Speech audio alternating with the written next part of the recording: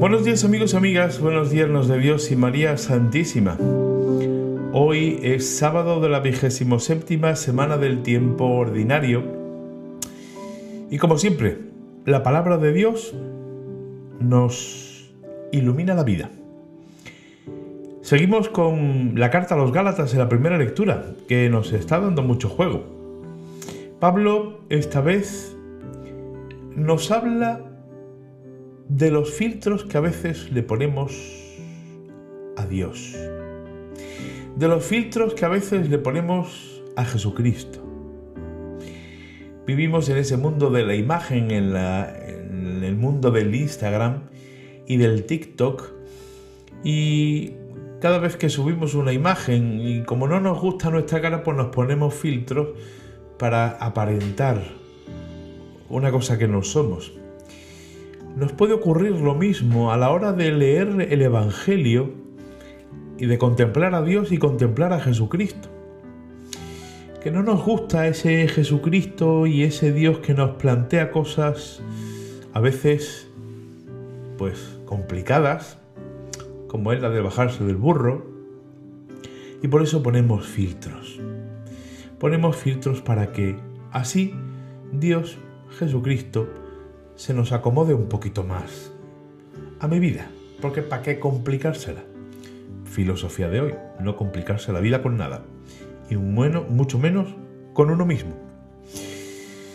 Pablo le dice a los Gálatas que ese filtro de la ley de la ley de Moisés que ellos han puesto en el Evangelio no sirve para una maduración en la fe.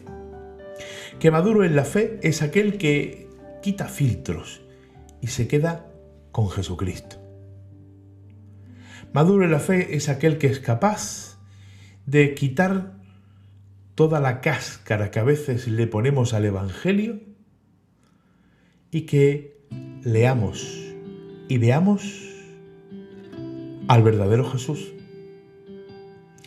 Y el mejor modo para poder llegar a realizar eso, para poder llegar a madurar en la fe y contemplar a Dios, a Jesús, mejor, con su auténtico rostro, nada mejor que escuchar la palabra de Dios. En el Evangelio de hoy escuchamos un piropo. No todo van a ser improperios y meterse con él, insultarlo, etcétera, etcétera, etcétera. Hoy escuchamos un piropo que una mujer lanza a Jesús. Y Jesús utiliza ese piropo para llamar bienaventurados a todos aquellos que escuchan la palabra de Dios y la ponen por obra. Cuando le dicen aquello de dichoso el vientre que te llevó y los pechos que te criaron, que nosotros diríamos, los andaluces diríamos, viva la madre que te parió, Jesús le dice, sí, eso está muy bien, pero di mejor, dichosos los que escuchan la palabra de Dios y la cumplen. De hace un tiempo a esta parte, a mí me gusta mucho la radio y suelo escuchar a gente que no habla de oyentes, sino de escuchantes. Reconozco que al principio la palabra escuchante me resultó un poco chocante, porque siempre se ha hablado de eso, de oyentes. Y sin embargo, analizando las dos palabras, el oír y el escuchar, lógicamente tiene mucho más sentido hablar de escuchantes que de oyentes.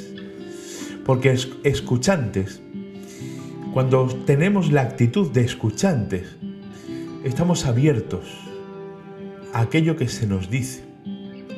Cuando tenemos la actitud de escuchar, estamos atentos a lo que nos dicen. El que oye, bueno, pues oye, yo oigo ruidos, oigo gente, oigo música, pero cuando escucho, me dejo interpelar por aquello que me dicen. Me dejo transformar de algún modo por aquello que me están diciendo.